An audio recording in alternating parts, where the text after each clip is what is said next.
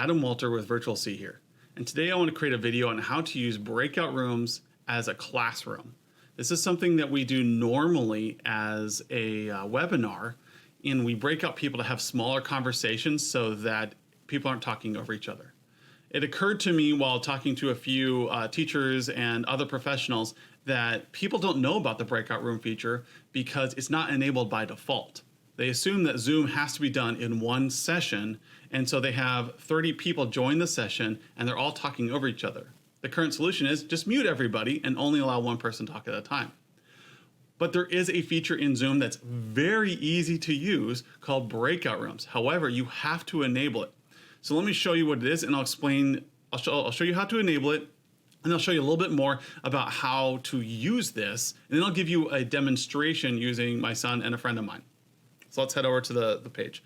So you have to call your administrator, or if you are your own admin, just go into Zoom, your web account, not the application, and go to your meeting settings. This area is meeting, account settings, meeting, and then you have to scroll down to breakout rooms, or be lazy like me and just Control F to breakout room. Then you have to toggle this on. So in my demo account here, it was off, and then I just turned it on when I was setting up my example just a few minutes ago. Then check this box to allow hosts to assign participants to breakout rooms when you schedule. So if you create this for your entire classroom and you have email addresses for all your kids, you can add them to their breakout rooms. So maybe they're a study group 1, study group 2, study group 3. In my situation, I created kid room 1, I created a parent room, and I created a whiteboard room. And the whiteboard room is just my iPad, and it's showing my whiteboard application, and it's just screen sharing. So I can reach in and I can write down what I'm doing. So when you get over to my example, what you're gonna find is that there's a new option at the bottom of the screen called Breakout Room. And that breakout room is where you're gonna manage all of the kids, all the participants. So whether you're in a business setting and you guys wanna do a workshop together, or you're in a classroom setting and you want to teach a lesson plan and then break everybody out into their own little groups so they can study at their desks or in a quiet spot where they're not interrupting each other. You can have these sessions go for 8 hours if you want, and kids can pop in and out of their break rooms as they go through their day, but they're not going to interrupt your classroom. The last thing is you need to remember that kids can raise their hand, so you can go over to the break room that they're in and answer their questions or take them into your whiteboard session. So let's move over to my example here and let's see how this actually works in Zoom itself and how my two participants can work together in a room, work separately in a room, and finally see a whiteboard and see a lesson. All right, let's move over there. All right, here we are, and I've started a Zoom meeting with a couple friends, one Elijah, my son, and a friend of mine, Kayla. And what we've done is we've broken them out into 2 rooms. One is for kids, one is for parents. And then I will be in the default room, and you'll see me move between the rooms as things happen. I've also created a whiteboard room to move kids into and parents into as we want to help them visualize or see a slideshow or something like that. So let's move over and see how this looks. Right now you see that there's nothing here. We have no participants, no one is talking to each other, and I have a breakout room here in the bottom. Now, what I want to do is I want to click the breakout room, and I want to go right now and join Kayla in the parent room to talk to her. So I'm going to head over here, I'm going to hit join.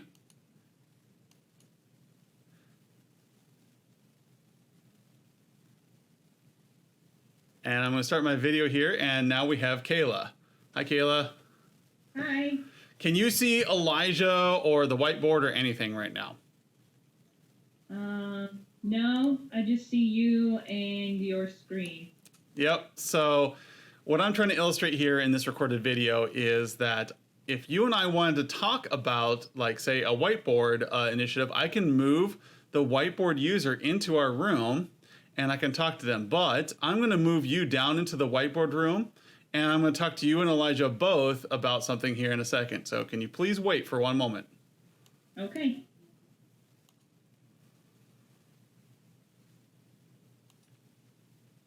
So I'm going to join Elijah now into his room, and I'm going to show you how this looks when Elijah and I, hey Elijah, I can only see your forehead, bud. Can you wave? All right. So, do you want to go talk to Kayla in another room? Sure. All right. So I'm going to move you over to the room with Kayla, and we're going to do a little whiteboarding. So when it says moving you to a new room, be ready. So now what you're going to see is that Elijah and Kayla are in a room together, and right now they can talk to each other if they want. They also can see my whiteboard, which is just an iPad. It's all it is. It's just I joined the room as an iPad. You want to make sure not to join audio unless you really like screeching noises. So what I'm going to do is I'm going to go over and join them. I'm going to talk to them about something important.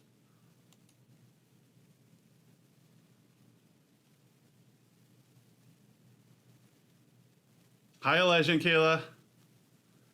Hello. Can you hear me, Elijah? Yeah. Can you guys both see the whiteboard? Yeah. Yes. So, the question is we want to ask if you can see this, what we can do is we can illustrate lots of things now, such as what's cooler, puppies or kitties? Puppies. What, Elijah thinks puppies. What about Kayla? I'll go with puppies as well. Puppies are nicer. They chew a lot more, but at least we know the attitude is going to go away after a couple years. And so what we can see here is that in this breakout room, you and Elijah are able to get this little lesson about puppies and kitties and how they're able to help us. And we can talk about whatever we want. Now, Adam Walter is a terrible teacher, but if I were a classroom teacher or I were somebody fun, then I would use this as a breakout room to do little breakout sessions on science or English or talking about puppies and kitties. I can do whatever I want. And then when I see that a certain child is getting a little unruly and I don't want them to be in here anymore, I can move them to a timeout room or back into their breakout room. So bye, Elijah. I'm going to send you back into your room. So now it's just Kayla and I talking here. And I can move whoever I want, wherever I want, and now Elijah is in between rooms, but he's no longer able to talk to us. He's no longer able to be disruptive, or he can go work on his homework in another room or his assigned thing. Now, in the business world, we use this to help people during web conferences have private conversations, or maybe they need to do some mock interviews. This is a great way to do it. And so, oh, good. You can see there that I'm getting alerts on my iPad. Now, the advantage to the iPad alerts is that while you're working, you're going to see things. However, in a case like this, you're going to have things come up that everybody can see. So when you're creating videos and when you're working with individuals on a item like this, what you want to do is you want to shut off all of your alerts.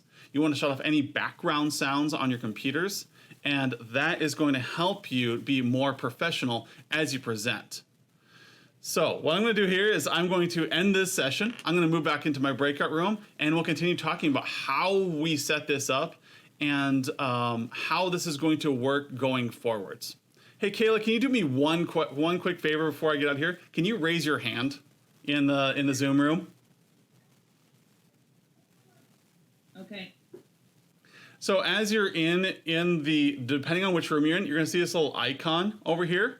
So if you're not in the same room as somebody, you're going to see the icon that says you need to go over there. So if you've got a classroom of 10 kids in these breakout rooms, you're going to be looking for that for when a kid needs help. And then you can pop over there, help them in a breakout room like this, and then you can leave and go to your main room. You can leave this open all day. You can leave it open for an hour. It's all up to you guys. All right, Kayla, thanks for your help, and we'll see you later.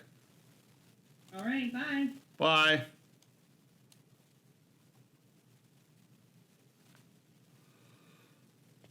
So as you can see, there are many uses for this. It's very easy to use, and it'll take you some time to get used to the clunkiness of it. And you can see that, like, for instance, I had a text message pop up right in the middle of the meeting, which I'll have to blur out later. And what that's going to do for me is it gives me a good illustration for you guys to see that you have to disable your notifications. You have to make sure that whatever you're using to share, whatever email clients that are maybe popped up on your computer or any background noises, you're going to want to cancel those before the meeting so that they maintain a level of professionalism. In the meantime, if you have any questions about this, just feel free to reach out to me at coaching@virtualc.biz. I'm happy to help you out. Or just go to Zoom's website. They have really great instructional videos, and they can teach you pretty much anything. But again, this feature is not available unless you are unless you've already enabled breakout rooms or your administrator has enabled breakout rooms. So if you're a teacher and you really want to use this feature, reach out to whoever the administrator is for your Zoom account and have them enable the breakout rooms like I showed you earlier in this video. And if they have troubles, have them reach out to Zoom tech support. And I am looking forward to seeing how all of you use this in your classrooms and in your workplaces to help facilitate activities and teaching moments and work settings. Thank you, and we'll talk to you all later. Good luck.